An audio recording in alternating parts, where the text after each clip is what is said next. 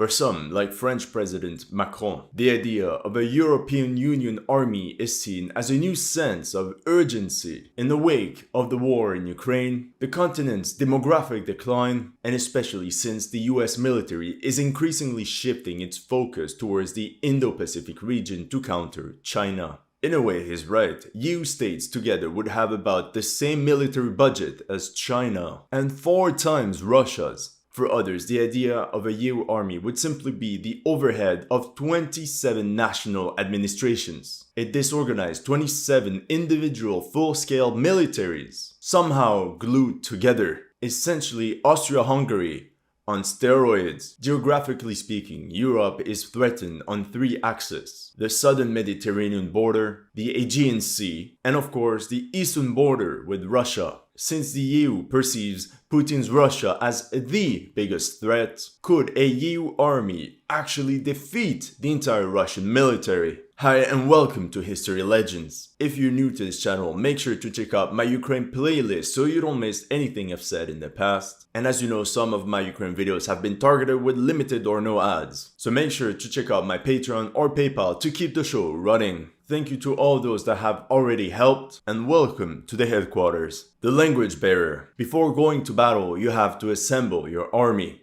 Yet a lot of people bring up the obvious language problem of uniting a fighting force with 24 official languages.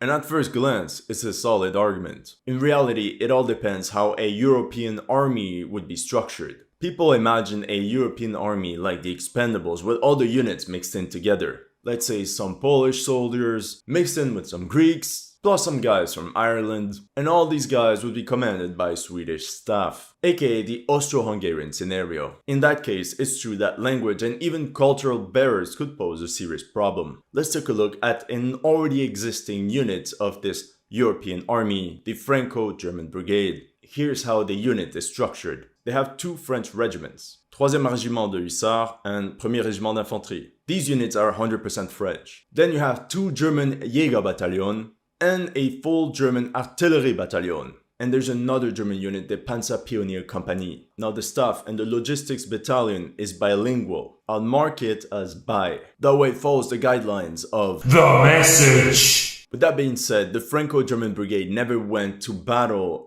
as a unit. We have no clue how the brigade would perform under enemy fire. Overall, it serves more of a ceremonial purpose, and it resembles the political vision of the Austro-Hungarian army as a tool of integration. Using historical examples, the best way would be to have battalions and brigades based on pre-existing national units, which greatly improves cohesion. Honestly, it's nothing new. For example, at the Battle of Waterloo, Irish, Scottish, English, Dutch, Belgian, German and Prussian soldiers all fought in their respective units to avoid unnecessary language problems.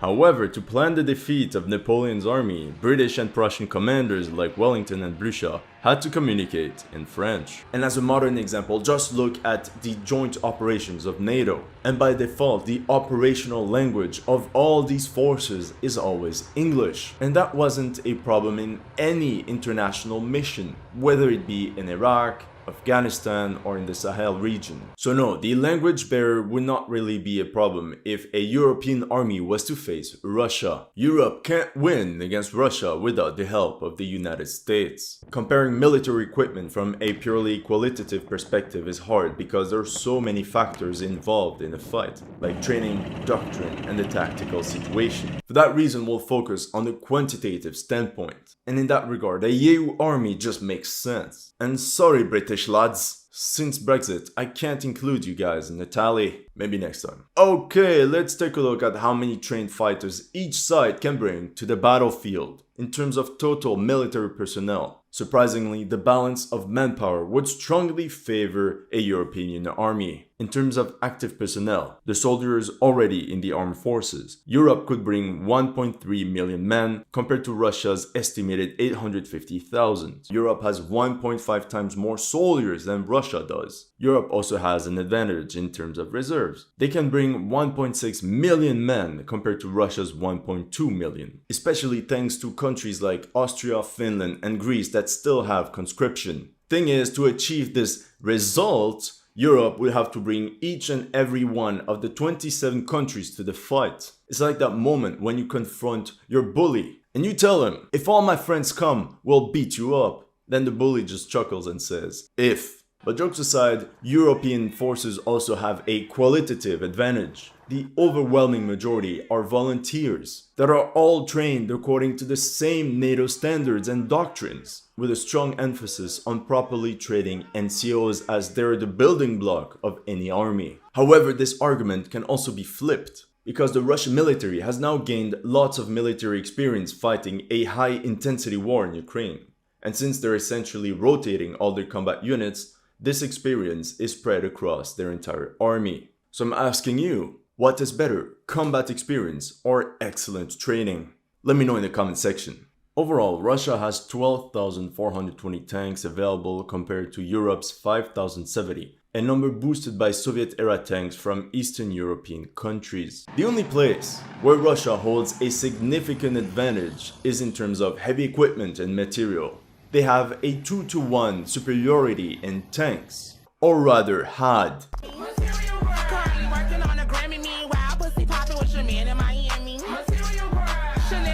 Now, because of their losses in Ukraine, the Russians developed quick ways to repair damaged or destroyed tanks right on the field, and even refurbish enemy material, a skill that European armies have lost since they barely lost any tanks since World War II. Anyway, we're still waiting to see how Leopards 2 fare against Russian tanks. But as of today, quantity still matters. In that regard, interestingly enough, Europe actually has more armored vehicles. Europe has nearly 56,000 armored vehicles compared to Russia's 30,000.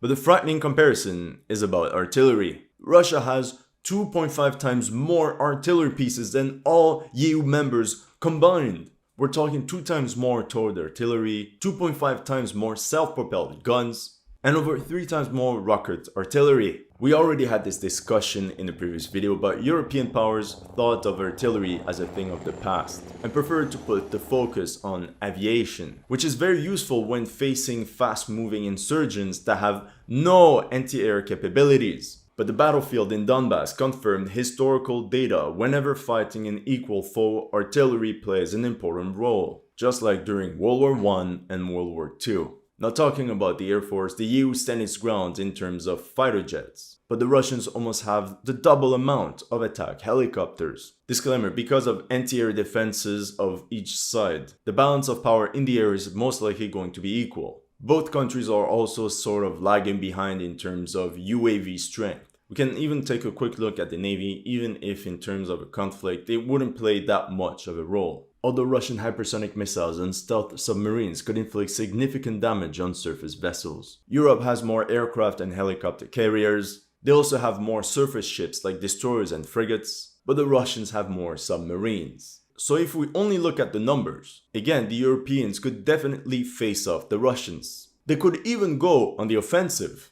The problem they have compared to the Russians is that each country has a lot of different equipment, which is logistically complicated. This video is sponsored by Ground News. I present to you the world's first comparison platform. Not better news, but an app for a better way to read news. Every day, they gather more than 30,000 articles. For example, here in the top stories, you can see an article from The Independent. Are they typically more right or left-leaning? Or are they positioned at the center? To answer that question, Ground News has a biased distribution map that positions the entire media on a spectrum. Here you can see how the articles from The Independent are generally center-left. That's their bias. Now, if we go back to the article, the headline says, Russia warns that Sweden and Finland joining NATO would end nuclear-free Baltics. You can see how the article is marked having a bias on the left, but you can also swipe to see other articles on the same topic. Now we have one from Reuters that is already a bit more neutral, and then another one from GB News which has a right-wing bias. And if you want completely different stories, just scroll down.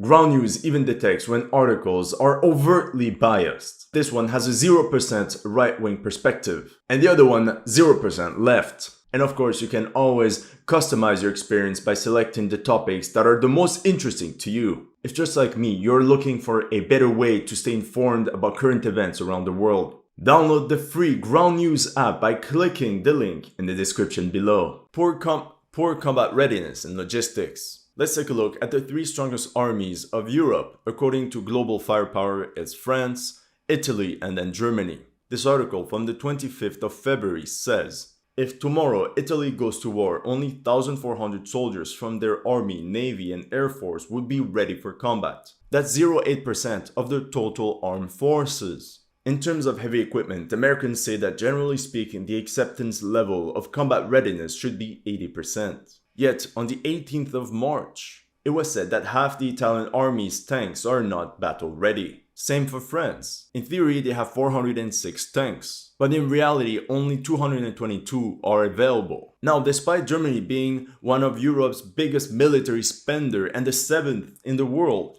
on January 2nd, 8 of the German army's 53 Tiger attack helicopters and 12 of the service's 99 NH-90 transports were war ready. If you want to take a look at the combat readiness of any military in the world, simply take a look at their air force. It is known that airplanes and helicopters require a lot of maintenance, and that's very expensive.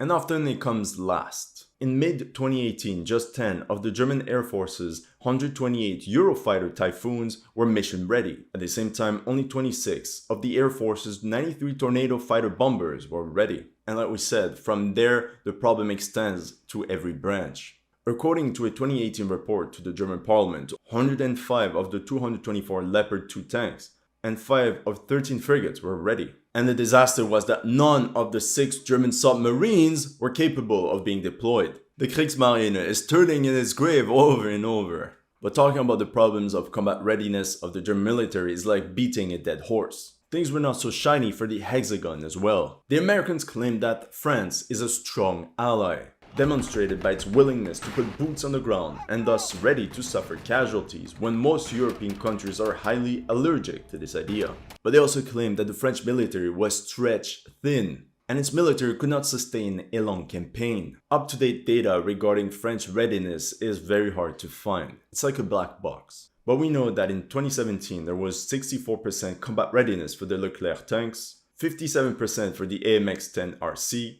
70% for the VBCI, 70% for the Caesars, and 46% for the VABs. It's not horrific, but it's not ideal. And the American report was nice. They explained this low level because of the extreme conditions the French faced in the Sahel region, which wears out equipment at a much higher rate than in any other theater. The real problem is that despite an increase in budget, the French army cut back on the purchase of spare parts and delegated maintenance work to manufacturers. The system works by centralizing maintenance and providing vehicles to units only when and where they need them, as opposed to each unit possessing its own complete vehicle set and maintenance capabilities. That means if war was to start tomorrow, not every French mechanized brigade would be mechanized. And this is for Europe's best army! Now, artillery. A few press reports pointed to ammunition shortages. Some parliament members claimed that the French military would run out of ammo within 4 days. Meanwhile, the French Ministry of Defense simply refuted those claims, but remained very opaque about the situation. The head director of the French weapons manufacturer Nexter confirmed that the production of a batch of artillery shells would take between 2 and 3 years. So that's the situation for the top 3 EU armies. Just imagine the others. So if the Europeans were to face the Russians today, they would face significant problems because they would essentially be able to fight with 25% of their theoretical strength. And that's before casualties.